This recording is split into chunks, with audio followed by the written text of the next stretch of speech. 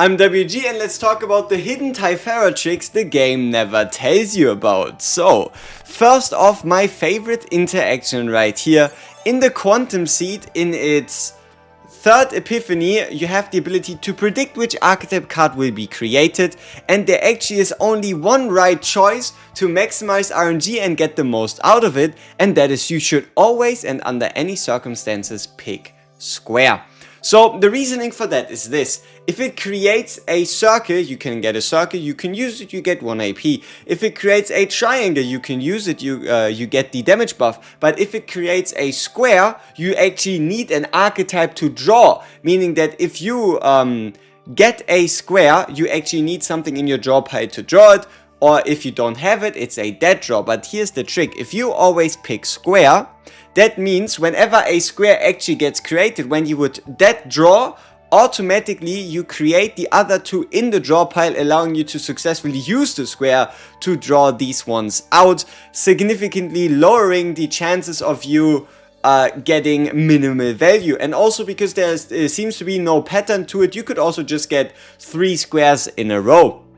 Obviously, there might be some slight ways when you want to change that, and that is, for example, if you have 3 or 4 archetypes already in your inventory, then just guessing something else and just getting a square wouldn't be as bad. But if you want to maximize this, just guess square all the time and you will find more success.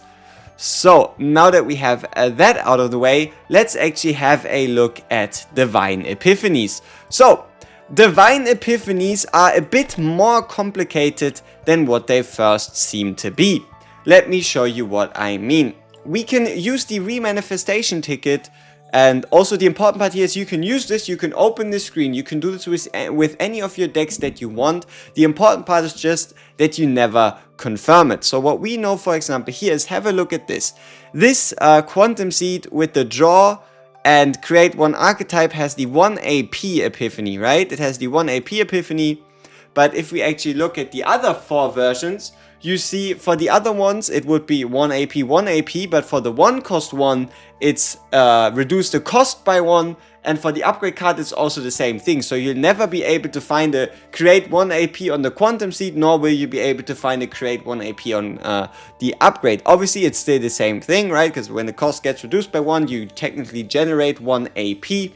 But that is quite interesting. But what is even more crucial is if you have a look at the draw Epiphany. So for example, this one right here, this Quantum Seed, select 1 archetype, create 1 in hand and draw pile each. If I want to get this draw Epiphany on other Quantum Seeds, where is it, right?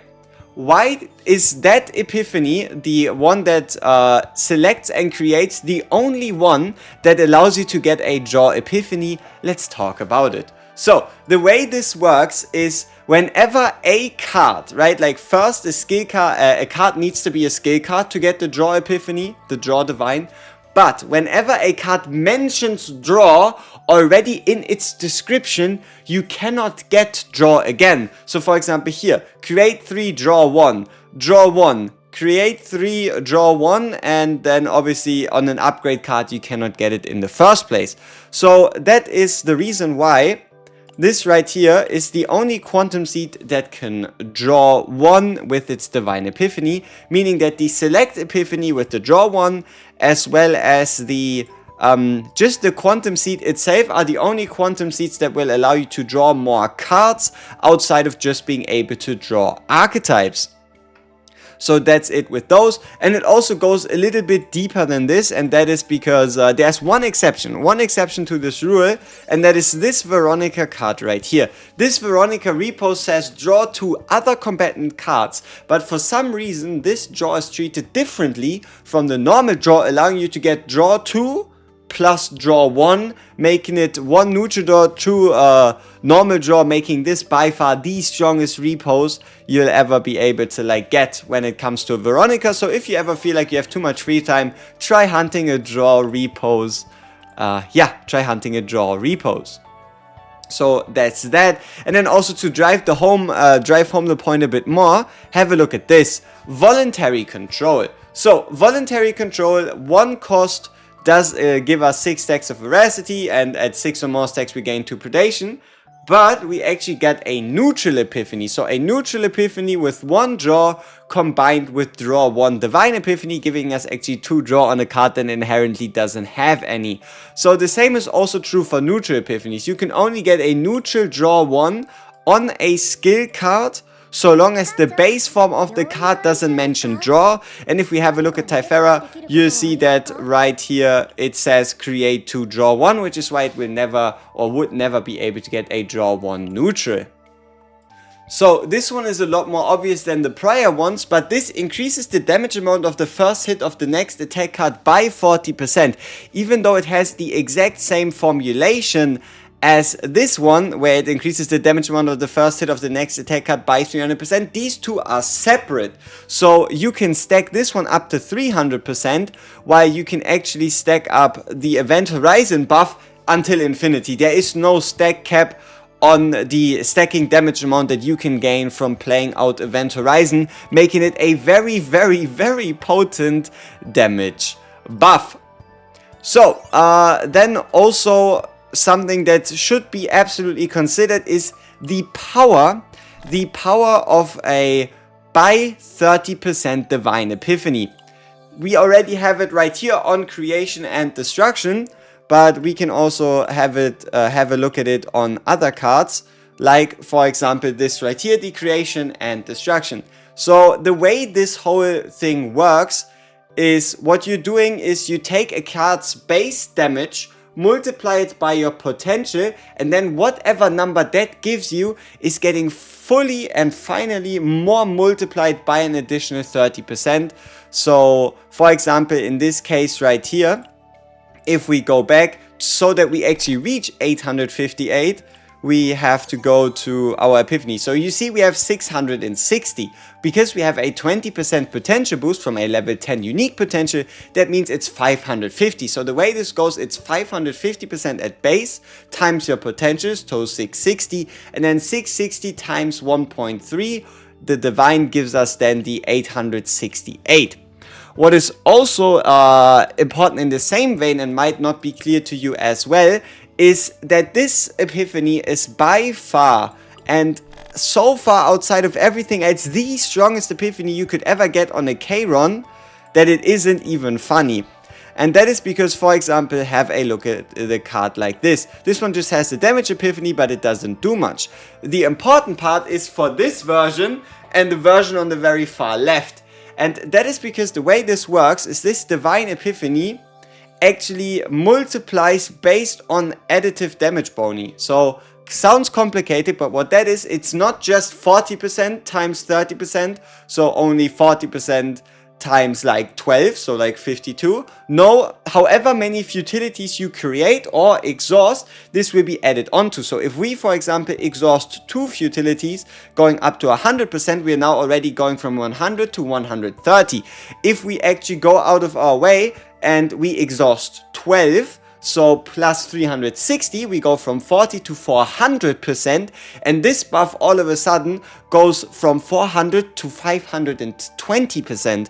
So one of the main reasons why this wasn't a chase card, right, on 9 is obviously because as of this moment, and probably for the foreseeable future, the Divine Epiphanies and the like only apply to the very first level of hue, not the entire hue row. But it is very possible that we will see this at some point in the future, when the devs decide with Season 3, Season 4, that now Divines apply to the entirety of hue.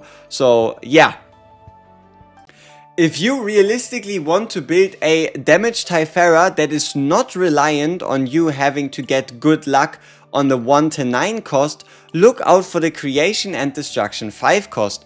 And that is either with the 30% Divine or just standard wise. If we have a look at this, it already has 660% damage. So without the Divine Epiphany, every single one of these attacks is actually equivalent to, if we go to, for example, a Hue Extreme, you would be able to basically every single time play a Hue Extreme level 3 instead of just a straight up card.